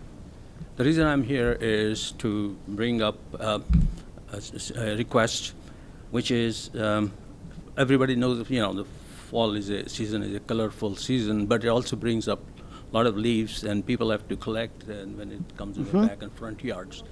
The bagging is a laborious. Closer to the mic. Bagging is a laborious work, and I've tried to look around and found in Westminster, for example, they have leaf next to the curb collection, and they have suction trucks that from the township that comes and sucks those leaves rather than bagging. I was wondering whether or not, the township will consider this issue as a Mr. Warren, we could I certainly. mean, I could certainly bring it up We with our could bring it up DPW with our- director. We currently don't yes. have those trucks. I don't know what the cost would be to purchase them and implement them, but I Obviously. could certainly mention it to him. I understand. It's a Mark, cost. I don't know if there's a DEP guideline. Council President, I believe But under. the township is doing in West Windsor. So I know you have to remove them Council within President, 48 I know hours. there's, NJDEP has stormwater permits, and it may be in violation of that, having the leaves in the gutter because they block up the storm system and get into the pipes. We can certainly speak to DPW. Yes, I'll it's speak. something to Weinberg will ponder. speak. That's what I'm saying. It's something to go through, ponder Mr. this Weinberg whole will issue. speak with whether the or not- director of our Department of Public Works Yes. Okay. and see if there is a way that he's put into practice some very interesting programs. Let us see if that is possible and reasonable. I don't know. And to Mark's point, just really quickly, Yeah. and I've seen it done in smaller towns as well, there is a certain number of hours, I don't know how many it is, that if you do that, you have to commit to picking them up within, I think, whatever it is, We need to 48 learn. hours, so they don't become a stormwater issue. Yes. We will certainly check Okay, this out. thank you. sir. The other Thank thing you. is, the second point that I would like to bring, first, that I'd like to congratulate this township for allowing or giving opportunity for Muslims.org to arrange on the December 8th, there was a nice event which they had here at the township. It was very nicely done. And it was attended by Bonnie Watson and Ilhan Omar, the congresswoman, and also the comedian Jerry McClellan. So, but I was just wondering also why somehow Monroe Township newspaper missed that to bring it to the public notice. Wait, so, Yeah. it wasn't a township event? No, Yeah, so I'm just- I know that different nonprofit organizations in town utilize the senior center, so and we're happy to have them do that, but I don't think it was an official township event. So I think it was an event where a nonprofit used the senior center to have it, which is terrific, but it wasn't a township-sponsored event. Yeah, we would have. Okay, that explains helps. that. All right, thanks. Thank you for your comments, sir. Anyone else wishing to address us, please come forward. Remember your name and address for our record, sir. Kumar Thiru, Yes. 32 Sheller Drive. I just wanted to repeat the same issue on the burglaries. I just want to see how the public and the private can basically cooperate in apprehending some of these burglars, right?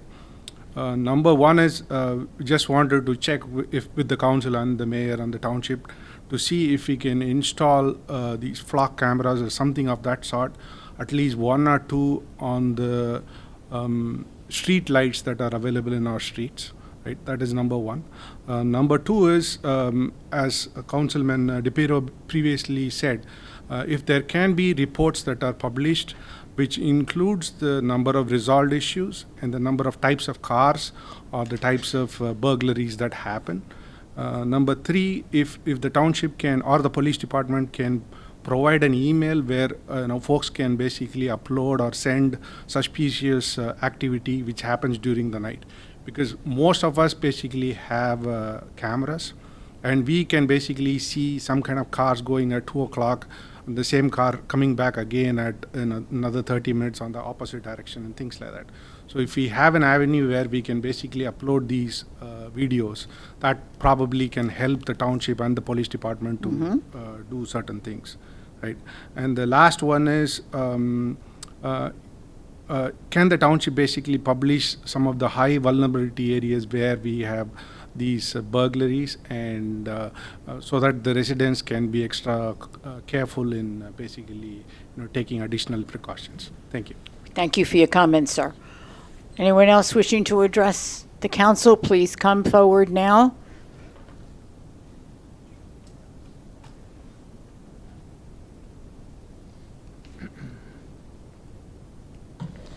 Shell Arminio, 9 Nathaniel Street. As a resident of this community, I want to give my empathy to all of my fellow community members with what's going on in the society and, of course, in our community with thefts and burglaries and that sort of thing. So I think if we all gather around and become vigilant with ourselves, and then, of course, communicate with our leaders. Maybe we can do something about it.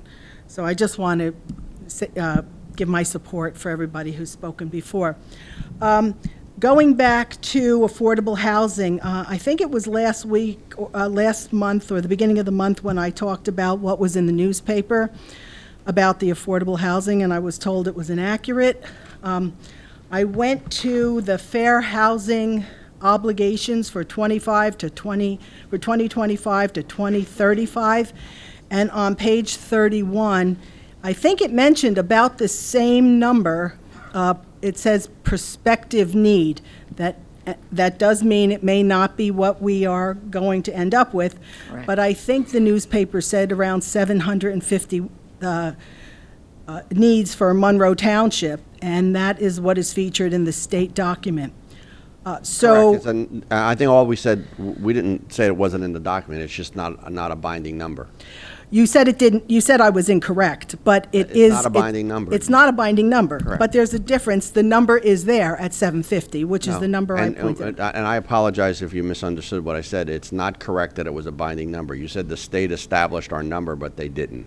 Well, so what does it mean that it's in the state document? The state advisory, we get to Okay. set our number on January 31st. So Okay. I apologize if I Correct. confused you by saying but the I number mentioned- was wrong, but I'm just saying That it I wasn't mentioned that it was in the newspaper, and you said the newspaper got it wrong. But in any They case, did. it doesn't matter.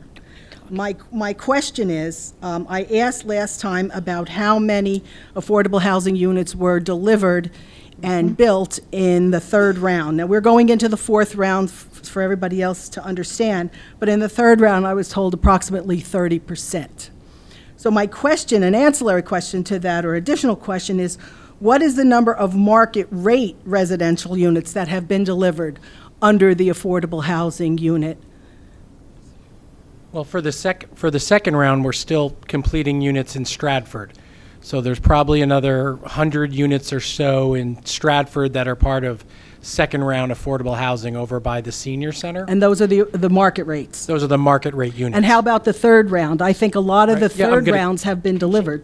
If I could, yeah. So on Please. on the third round, I'll have to get you an exact number, but it's not that much farther past the approximately 30%, because as our attorney mentioned last time, there's a very specific COA schedule that you have to stick to in terms of how many market rate units you can do, and so it's within that framework. I can look it up because I don't have it on me. I think the public Sure. should be aware of the 100%. exact figure. It's within- And I think it's 4-to-1, isn't it? They can put 4 market rate units to 1 affordable? Or that's our obligation? I'll let Lou, Council President, you want me to answer, or Lou? Sure. Well, the answer is that each one of these developments had different obligations, right? So the percentages were different. So Correct. I think what Alan is saying is that under COA rules, which govern the third round, there is a scale. So when you build X number of market rate units, you have to build X number of affordable units. So if only 30% of the affordables have been built, that means that approximately 30% of the market rate houses Right, have been built. but the market The number of rates- houses is different. That's- okay, so that's what I'm It is, asking because about. there are more market rate houses than there are Right. affordable houses. Correct. About 4-to-1. Well, yeah. By the end, yes, by the end In of the the whole end. project. It's a 4-to-1 ratio. Correct. Okay. Overall, Not a yes, direct line, but the 850 answer and is yes. Correct. 3400. So I think the community is entitled to an exact figure instead of a percentage as to what has already been. And we'll just keep it to the third round, if you don't mind. Okay. You said that we still have 100 to build on the Approximately second 100. round. So my point is, and I don't have the exact figure, but I do have the documents at home, we're putting thousands of units in to fulfill our obligation of the hundreds of affordable housing. People need to understand that. Again, The state requires that, yes. I understand that the state requires it, but also, And the 4-to-1 ratio also changed for the fourth round. and what is it now? So it allows us to set it, so it could be 30%, which would make it only 3-to-1. Well, I think it should be, and that was in the third round as well, but we didn't force No, that. it actually was, well, here's the problem. So the problem is that the third round was controlled by the courts. So the courts were not approving settlements at 30%. They were only approving them up to 20%. Now we have, once again, under the new affordable housing law, we have more control over that. Okay, I would just like to ask the community to go to this website, Fair Housing Obligation. It's from the state, and it's a 43-page document that we should all be aware of because it is significantly affecting our community. And I wish you all a Happy New Year and a happy holiday. Thank you.